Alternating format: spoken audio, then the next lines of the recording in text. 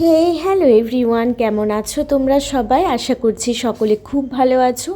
বেশ অনেক দিন পর আমি একটা ভয়েস ওভার দিয়ে ভিডিও তোমাদের সাথে শেয়ার করতে চলেছি। প্রায় 17-18 দিন পরে আমি একটা ভিডিও ভয়েস ওভার দিয়ে শেয়ার করতে চলেছি। যদিও এই ভিডিওটার ক্লিপসগুলোর বয়স হয়ে গেছে প্রায় 1-1.5 মাস, মানে এই ক্লিপসগুলো সবই 1-1.5 মাস আগেই নেওয়া।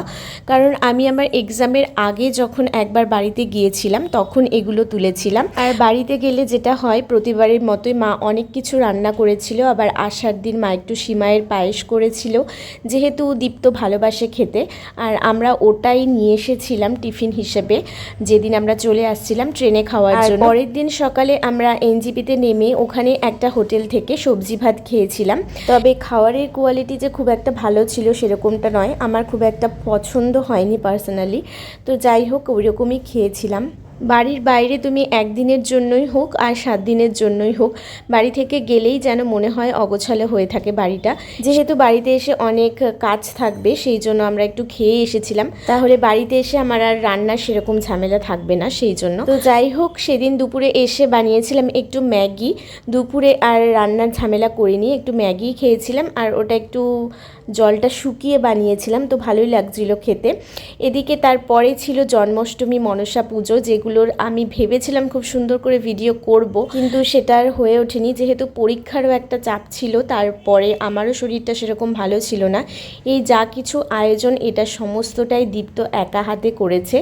তোমরা দেখতেই পাচ্ছ এই জায়গাটাও সেরকম গোছানো নেই, যেহেতু দীপ্তই সেদিন সমস্তটা করেছে। কয়েকদিন বাড়িতে আসার পর থেকে ও কয়েকদিন এগুলো সমস্তটাই করেছে। আর জন্মাষ্টমীর পরের দিনই ছিল মনসা পুজো, তো ও ওর মতো করে যতটা পেরেছে সুন্দর করে সাজিয়ে গুছিয়েই দিয়েছে। গোপালকে একটা নতুন জামাও এনে দেওয়া হয়েছিল। এটা ছিল মনসা পুজোর দিন, তাই দীপ্তকে আমি একটা মাটির পাত্রে করে একটু দুধ কলা দিতে বলেছিলাম। দেখো, ও খুব সুন্দর করেই সাজিয়ে গুছিয়ে দিয়েছে। আবার আলাদা একটা রাখাও রয়েছে, দেখো এটা আমাদের এখানে একটা মাঠ আছে, সেই মাঠের এক সাইডে আমি দিয়ে আসতে বলেছিলাম। কারণ আমাদের বাড়িতে ঠাকুরমশাই দাদুকে দেখেছি বলতে যে কোনো একটা জঙ্গলের সাইডে বা তুলসী তলায় এটা দিতে আর কি, দুধ কলা মনসা পুজোর দিন। আমি তো এটুকুই করতে পারি দূরে থেকে। আর আমাদের বাড়িতেও পুজো হয়, আমার শ্বশুর বাড়ি বাবার বাড়ি দুবাড়িতে। তো এভাবেই কেটেছিল এবছরের জন্মাষ্টমী মনসা পুজো। তবে এবছর সবটাই দীপ্তই গুছিয়ে করেছিল। আর জানো তো, পরীক্ষার কয়েকটা দিন আগে থেকে আমরা আমাদের কাছের একটা হোটেল থেকে খাবার দাবার এনে খাচ্ছিলাম।